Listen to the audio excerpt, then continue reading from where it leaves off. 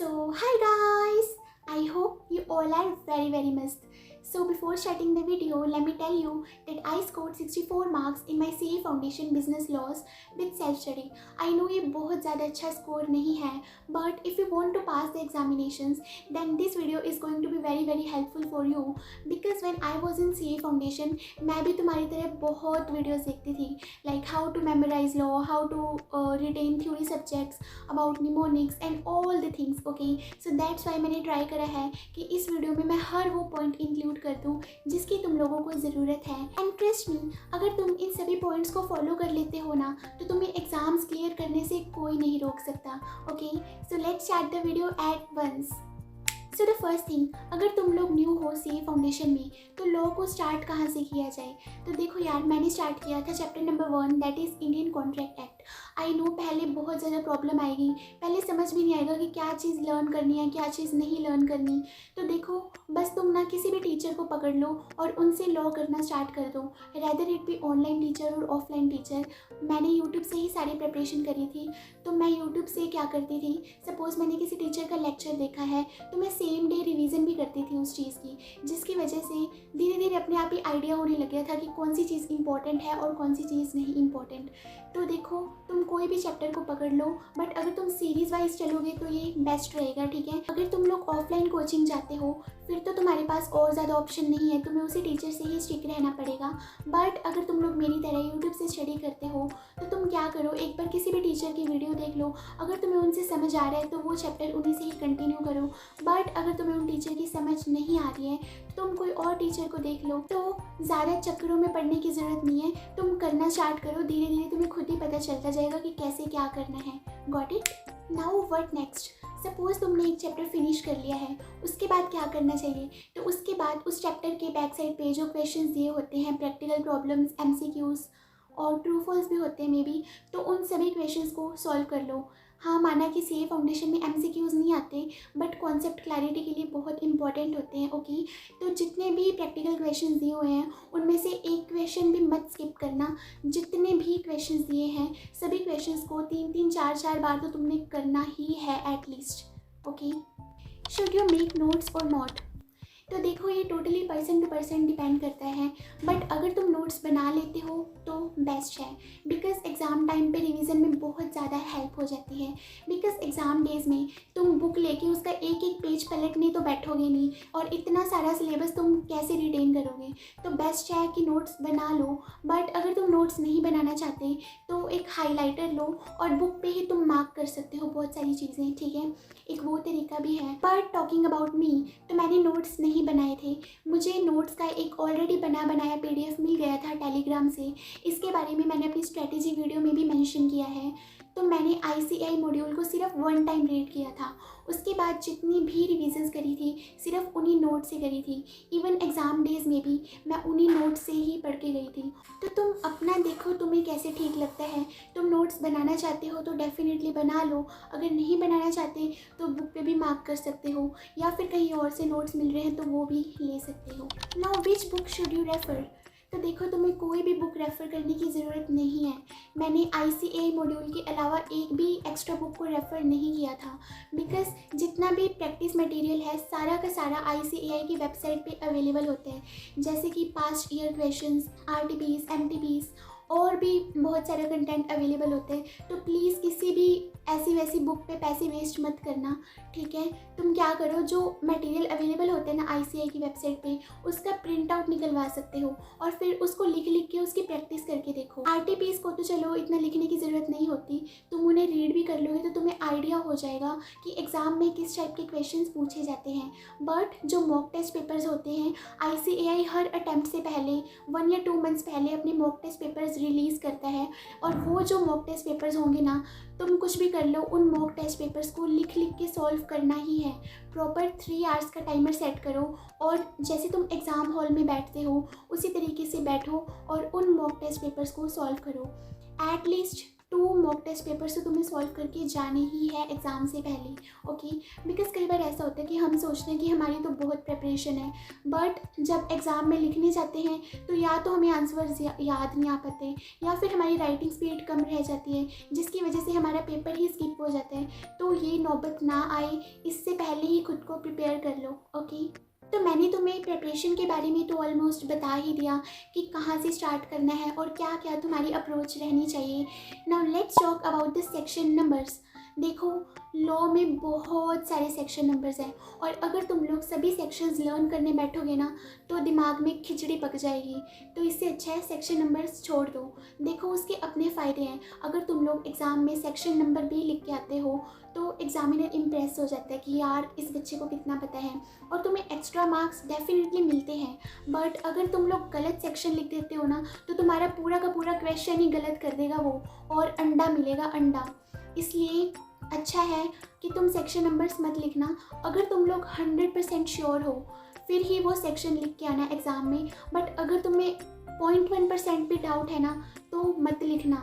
6 number का question भी पूरा का पूरा गलत हो जाएगा अगर सेक्शन नंबर तुमने गलत लिख दिया तो मैंने लॉ में सिर्फ एक सेक्शन याद किया था, दैट इज़ सेक्शन नंबर 4, जिसमें इंडियन पार्टनरशिप एक्ट की डेफिनेशन लिखी हुई है। उसके अलावा मुझे लॉ में एक भी सेक्शन नंबर नहीं आता, और ना ही मैंने एग्ज़ाम में कोई लिखा था, और फिर भी मुझे ठीक ठाक मार्क्स मिल गए थे, ठीक है। तो it's not important to learn section numbers, because learn करने के लिए और बहुत सी चीज़ें हैं, वो कर लो, ठीक है। सेक्शंस पे टाइम वेस्ट मत करो unless and until you are aiming for an all India rank. Writing practice में तुम एक और चीज़ कर सकते हो, डेली एक क्वेश्चन लिख के देखो। अगर डेली लॉ में एक क्वेश्चन लिखोगे तो कोई बड़ी बात नहीं है, बट सपोज़ तुम 2 महीने तक ऐसे कंटिन्यूसली कर रहे हो तो देखो तुम्हारी 60 क्वेश्चंस की लिख के प्रैक्टिस हो जाएगी, है ना।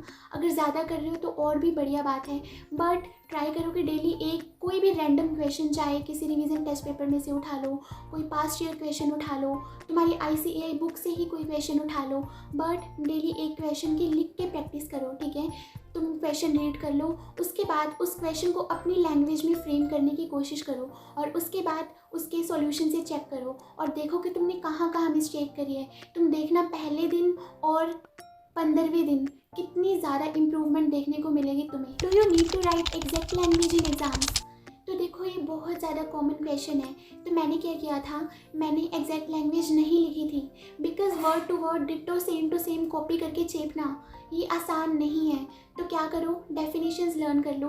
मैंने सभी के सभी डेफिनेशंस को तो रट लिया था, बिकॉज डेफिनेशंस के साथ हम तोड़ मरोड़ नहीं कर सकते, राइट। और उसके अलावा जो टॉपिक्स में कीवर्ड्स होते हैं मैंने उनको लर्न किया था, ठीक है। और उसके अलावा जो बाकी का सारा आंसर था वो मैंने अपनी लैंग्वेज में ही फ्रेम किया था। तो देखो, सारा का सारा content as it is learn करने की ज़रूरत नहीं है। तुम क्या करो, डेफिनेशंस लर्न कर लो, कीवर्ड्स लर्न कर लो, और जो मेन पॉइंट्स होते हैं लाइक जो हेडिंग्स होती हैं वो लर्न कर लो, ठीक है। उन चीज़ों को तुम्हें सेम टू सेम लर्न करना पड़ेगा, बट उसके अलावा जो भी आंसर्स हैं, एग्जांपल्स हैं, वो तुम अपनी लैंग्वेज में फ्रेम कर सकते हो, तुम्हें मार्क्स मिल जाएंगे, ओके। बट कीवर्ड्स वैसे ही लर्न करो, लाइक जो लॉ में टफ वर्ड्स होते हैं तो उनको तुम्हें वैसे ही लर्न करना पड़ेगा। हाँ, मैंने तुम्हें सेक्शंस का बताया था ना कि सेक्शंस मत लिखना। तो अगर तुम सेक्शन नहीं लिखोगे तो क्वेश्चन की स्टार्टिंग कहाँ से करोगे। तो ये देखो, ये कुछ टेम्पलेट्स हैं, इन टेम्पलेट्स का तुम स्क्रीनशॉट ले सकते हो और इस तरीके से तुम क्वेश्चन की स्टार्टिंग कर सकते हो। How to solve case studies. देखो, केस स्टडीज़ वाले क्वेश्चंस में ना हम जैसे बहुत सारे स्टूडेंट्स को प्रॉब्लम आती है, बट प्रॉब्लम पता क्यों आती है, हमारा कंसेप्ट क्लियर नहीं होता।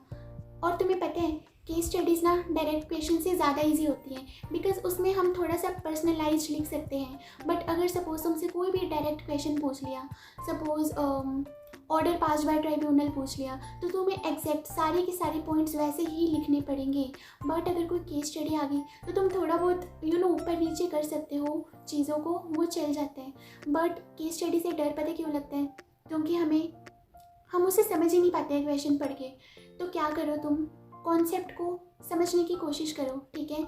लॉ को रट्टा मत मारना, ऑफ कोर्स इसमें रट्टा मारने वाली बहुत सारी चीज़ें हैं, बट इसे रियल लाइफ से रिलेट करके चलो। ठीक है, लॉ में कोई भी चीज़ पढ़ रहे हो उसका अपने दिमाग में कोई ना कोई इमेजिन करो, कोई भी एग्जाम्पल, और उसे रियल लाइफ से रिलेट करने की कोशिश करो कि इस चीज़ की रियल लाइफ में क्या एप्लीकेशन हो सकती है। बिकॉज तुम्हें तो पता ही होगा कि अगर हम पिक्चर्स को देख देख के पढ़ते हैं तो हम ज़्यादा अच्छे से उस चीज़ को मेमोराइज कर पाते हैं। इसलिए कोई भी चीज़ है, कोई भी चीज़ पढ़ रहे हो तुम लॉ में, तो उसके अपने दिमाग में एक पिक्चर क्रिएट कर लो। मैं तो ऐसे ही करती होती थी यार, मैं तुम्हें एक्सप्लेन नहीं कर सकती कि मैं कैसे पिक्चर क्रिएट करती थी, बट तुम समझ जाओ। पॉइंट्स को एक दूसरे से आपस में कनेक्ट करने की कोशिश करो, एक स्टोरी बना बना के पॉइंट्स को लर्न करो, हो जाएगा, इतना टफ नहीं होता है। Now comes revision, the biggest mistake that we do in law. तो देखो यार, हमारे लिए कहना आसान होता है कि लॉ नया सब्जेक्ट है, टफ है, समझ नहीं आ रहा, ऊपर से टप रहा है, बट क्या तुमने कभी खुद से पूछा है कि क्या तुम इनफ रिविजन्स करते हो? बिकॉज ऐसा हो ही नहीं सकता कि अगर तुम डेली रिवीजन करते हो, लॉ की राइटिंग प्रैक्टिस करते हो और प्रीवियस ईयर क्वेश्चन सॉल्व करते हो और फिर तुम्हारे लॉ में कम मार्क्स आ जाए, आ ही नहीं सकते। अगर तुम्हारे लॉ में मार्क्स कम आ रहे हैं तो डेफिनेटली इट्स योर मिस्टेक, तुम कहीं ना कहीं लैग कर रहे हो। तो फाइंड आउट करने की कोशिश करो कि तुम क्या मिस्टेक कर रहे हो। अपने आप को उन लोगों से कंपेयर करो जो तुमसे ज़्यादा स्कोर कर रहे हैं और उनसे पता करो कि वो ऐसी क्या चीज़ करते हैं। टॉपर्स के इंटरव्यूज़ देखो। चलो इतना टाइम नहीं होता खैर, बट फिर भी at least try to find out that what is your mistake. सबसे बड़ी मिस्टेक यही होती है कि हम सोचते हैं कि पहले सारा का सारा सिलेबस कंप्लीट कर लेते हैं, then we will start revisions, but उसके बाद जब हम रिवाइज़ करने बैठते हैं ना तो सारी चीज़ें ऐसे मगअप हो जाती हैं और फिर समझ नहीं आता, बिकॉज उस टाइम तक हम पुराने कॉन्सेप्ट्स भी भूल चुके होते हैं। तो इट्स वेरी नेसेसरी कि तुम डेली लॉ को उठाओ। अगर तुम अकाउंट्स 1 दिन 2 दिन नहीं करोगे चल जाएगा, इकोनॉमिक्स 2 दिन 3 दिन नहीं करोगे चल जाएगा, मैथ्स भी चल जाएगा, बट लॉ नहीं चलेगा। So revise as frequently as you can. What I use to do was I use to revise law daily. चाहे मैं कई बार एक एक चैप्टर भी कर लेती थी रिवाइज, या फिर कभी कभी मैं एक एक टॉपिक भी कर लेती थी, but I use to revise it daily. And you need to believe that before exams मेरी लॉ में हर चैप्टर की मिनिमम 4 to 5 रिविजन्स हो गई थी। That's why I scored good marks in it. Revise daily, don't skip even a single day. रोज़ revise करो, चाहे एक टॉपिक ही सही, और जो टॉपिक तुम्हें नहीं समझ आ रहा ना तो उसे छोड़ दो, भाड़ में जाने दो। बट ऐसा नहीं होना चाहिए कि उस एक टॉपिक की खातिर तुम पूरा का पूरा चैप्टर ही छोड़ के जा रहे हो। ओके, एक टीचर से समझ नहीं आ रहा, दूसरे टीचर से समझ लो, उनसे भी नहीं समझ आ रहा तो किसी और से समझ लो, अगर फिर भी समझ नहीं आ रहा तो उस टॉपिक को छोड़ दो, बट पूरे के पूरे चैप्टर को मत स्किप करो और डेली रिवीजन करो। And when you are finish with your syllabus तो रिवीजन तो करनी ही पड़ेगी। उसके लिए अगर तुम किसी टीचर की रिवीजन वीडियोस देखना चाहते हो तो यूट्यूब पे तुम फास्ट ट्रैक वीडियोस देख सकते हो, उससे भी बहुत हेल्प होगी। बट अगर तुम खुद से रिवीजन कर रहे हो तो वो बेस्ट रहेगा। मैंने भी किसी भी टीचर की रिवीजन वीडियोस नहीं देखी थी।